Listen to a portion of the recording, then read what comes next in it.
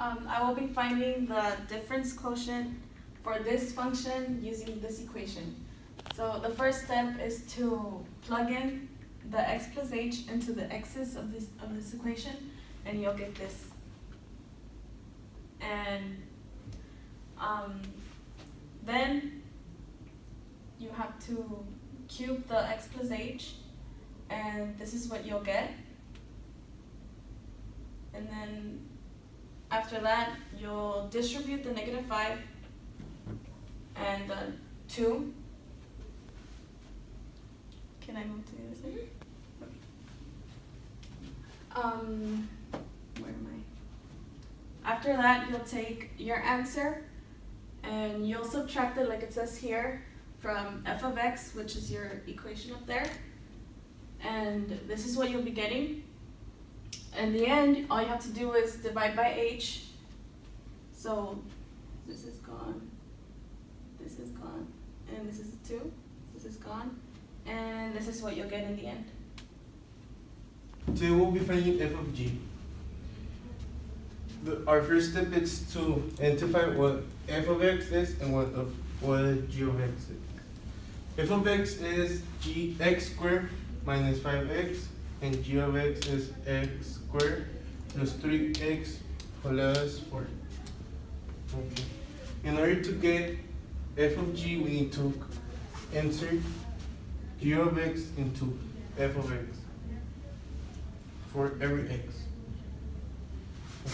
So your result is going to be x squared plus 3x plus 4 squared minus 5 and parentheses x squared plus 3x plus 4 parentheses. Okay, our next step is to square the x squared plus 3x plus 4. And then we're going to distribute the -5 into each number. And the result is down here. It's x to the power of 4 plus 6x cubed plus 17x squared plus 24x plus 16 minus 5x squared minus 15x minus 20.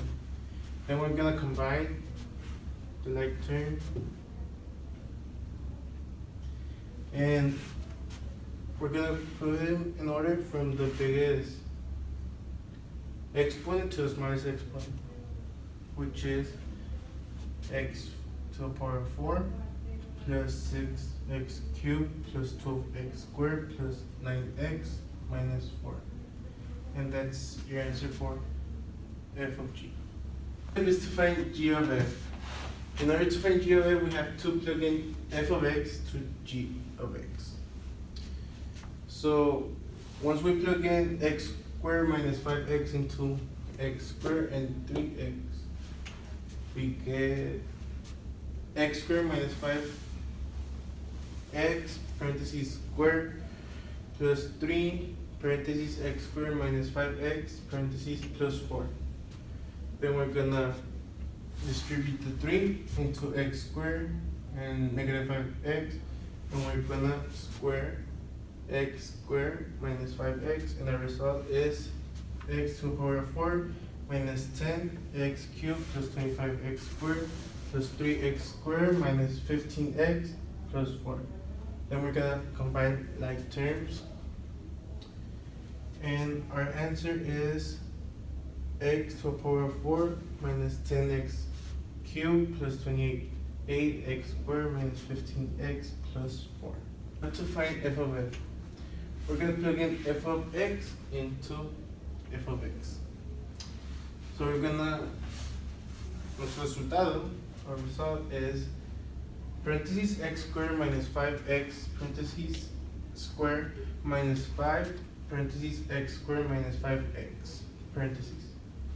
Then we're going to square x squared minus 5x, and we're going to distribute -5 into x squared and -5x.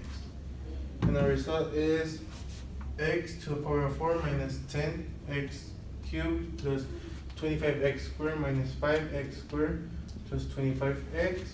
Then we're going to combine like terms, this 2, and our answer is x to to the power of x to the power of 4 minus 10x cubed plus 20x squared plus 20x. Now we're going to find g of g. And we're going to do the same thing within the last one, but now with g of x. So we get parentheses x squared plus 3x plus 4 parentheses squared plus 3 parentheses x squared plus 3x plus 4 parentheses plus 4. Then we're going to square x squared plus 3x plus 4, and we get x to the power of 4 plus 6x cubed plus 17x squared plus 24x plus 16. Then we're going to distribute the 3 into x squared plus 3x plus 4, and we get 3x squared plus 9x plus 12, and then we just drop down the plus 4. Then we're going to combine like terms, and we get x to the power of 4 plus 6x cubed plus 20x squared plus 33x plus 32. I'm going to be looking for all the possible zeros and then using the quadratic formula to solve the equation. So the equation is 2x to the 4th plus 5x cubed plus 3x squared plus 15x minus 9 equals 0. So we're going to use synthetic division, and we're going to bring down each of the coefficients. So it's going to be 2, 5, 3, 15, and negative 9. Then our possible zeros were 1, 3, half, 3 over 2, 9, and 9 over 2. However, I already did it, and it's negative 3 and half are our potential zeros. So we're going to bring down the 2, and then we're going to multiply negative 3 by 2, and then substitute it in this area, and then subtract these numbers, and so on and so forth, and it gives us the actual answer 0, which means that negative 3 is a potential 0. Same thing for half. We're going to bring down the 2, and then we're going to multiply half by 0, and then it'll equal up to 0 as our answer. This 2, 0, 6, 0 is our brand new equation, which translates to 2x squared plus 0. Since it's a 0, we don't really have to put it in, but it's better to know, plus 6 equals 0. And that will become 2 is our A, 0 is our B, and 6 is our C. And then we go to the quadratic formula, which is negative b plus or minus square root b squared minus 4, parentheses AC over 2a.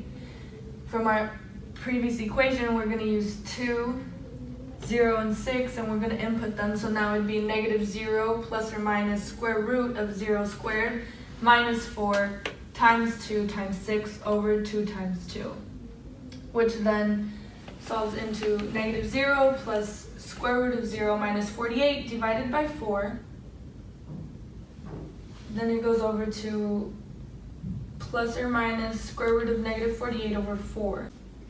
So then the negative 48 divided by 4 converts to 2 square root of 12, which then converts to 4 square root of 3. In order to get rid of the 4, you have to divide it by 4, which leaves us with positive or negative square root of 3i. And that is the answer.